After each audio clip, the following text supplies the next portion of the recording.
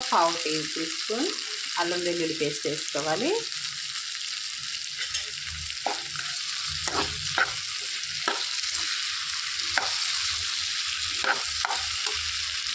ఒక table spoon కారం వేసుకోవాలండి, ఫుల్లుగా పెట్టిద్దండి. ఒక టేబుల్ స్పూన్ ధనియా పౌడర్, ఒక చిన్న టేబుల్ స్పూన్ జీరా పౌడర్ వేసుకోవాలి. మొత్తం కలిపేసుకోవాలండి.